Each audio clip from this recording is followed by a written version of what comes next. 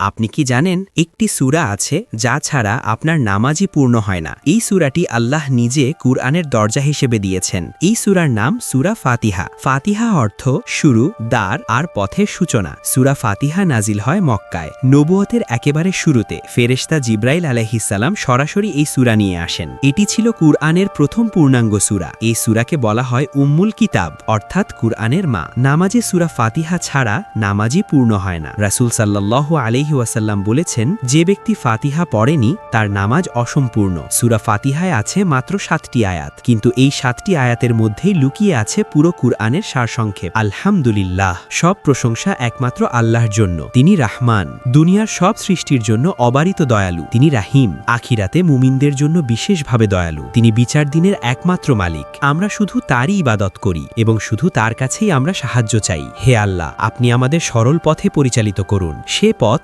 যে পথে চলেছেন নবী, শহীদ ও সৎ বান্দারা। সে পথ নয় যাদের উপর আপনার গজব নেমে এসেছে, এবং সে পথ নয় যারা পথভ্রষ্ট হয়ে গেছে। সূরা ফাতিহা শুধু নামাজের অংশ নয়, এটি এক মহাশক্তিশালী দোয়া। রাসূল সাল্লাল্লাহু আলাইহি ওয়াসাল্লাম বলেছেন, সূরা ফাতিহা হলো শিফার সূরা। সাহাবায়ে কেরাম এই সূরা পড়ে অসুস্থ মানুষকে সুস্থ করেছিলেন। এই সূরা পড়লে আল্লাহ নিজেই বান্দাকে উত্তর দেন। হাদিসে এসেছে, সূরা ফাতিহা হলো আল্লাহ ও বান্দার মাঝে কথোপকথন। আপনি যখন বলেন আলহামদুলিল্লাহ, আল্লাহ বলেন আমার বান্দা আমাকে প্রশংসা করেছে। তাই সূরা ফাতিহা পড়ে কখনো হতাশ হবেন না। আজ থেকে নামাজে সূরা ফাতিহা পড়ুন মন দিয়ে, বুঝে বুঝে। ইনশাআল্লাহ আপনার জীবন ধীরে ধীরে বদলে যাবে। এই ভিডিওটি অন্যদের সঙ্গে শেয়ার করুন, হয়তো আপনার মাধ্যমেই কেউ সূরা ফাতিহার গুরুত্ব বুঝবে। আল্লাহ আমাদের সবাইকে কুরআনের মানুষ হওয়ার তৌফিক দিন। আমিন ইয়া রাব্বাল আলামিন।